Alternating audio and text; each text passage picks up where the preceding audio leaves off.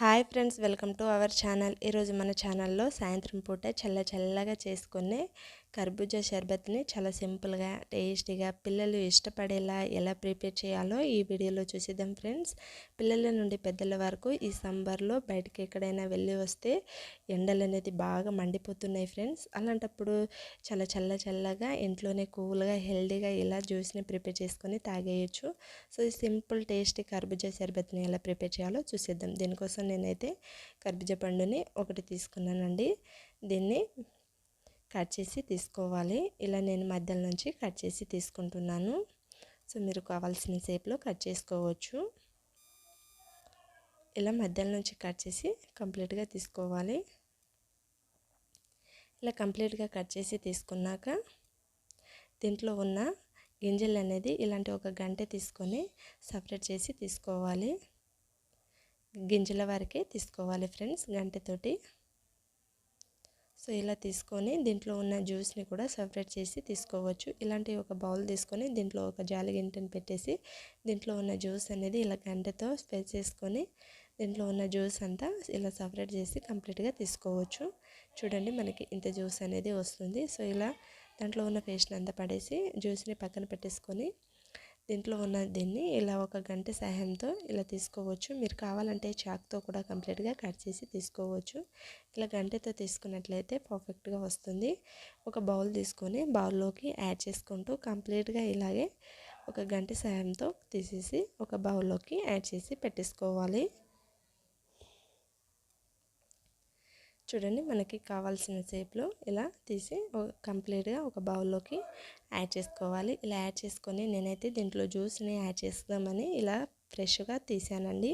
మీరు కావాలంటే చాక్తో కావాల్సిన షేప్లో కట్ చేసి యాడ్ చేసుకోవచ్చు. ఒక మిక్సీ జార్ తీసుకొని దాంట్లోకి యాడ్ చేసుకొని దీంట్లో సుమారుగా 1 కప్ వరకు షుగర్ని తీసుకోండి. ఐస్ క్యూబ్స్ని కూడా కొన్ని యాడ్ చేసుకోవాలి. ఇలా యాడ్ చేసుకొని దీన్ని మూత పెట్టి మనకి జ్యూస్లా మెత్తగా గ్రైండ్ చేసి తీసుకోవాలి. ఇలా మెత్తగా జ్యూస్లా ప్రిపేర్ చేసుకున్నాక చూడండి, ఈ క్వాంటిటీలో గ్రైండ్ చేసుకొని తీసుకుంటే సరిపోతుంది. నేనైతే ముందుగానే ఈ జ్యూస్ కోసం సబ్జా గింజల్ని 2 టేబుల్ స్పూన్ వరకు నానబెట్టి తీసుకున్నాను ఫ్రెండ్స్. చూడండి, ఇలా ముందుగానే నానబెట్టడం వలన మనకి జ్యూస్కి పర్ఫెక్ట్గా వస్తుంది. సేమియాని కూడా 2 టేబుల్ స్పూన్ వరకు ఉడకబెట్టి తీసుకున్నానండి. ఇలా ఉడకబెట్టిన సేమియాని అండ్ సబ్జా గింజల్ని పక్కన పెట్టేసుకొని ముందుగా తీసుకునే జ్యూస్ని కూడా దీంట్లోకి యాడ్ చేసి అంతా ఒకసారి కలుపుకొని తీసుకోవాలి. లేదంటే మీరు గ్రైండ్ చేసేటప్పుడు కూడా ఆ జ్యూస్ని యాడ్ చేసి ఒకసారి గ్రైండ్ చేసుకుంటే సరిపోతుంది.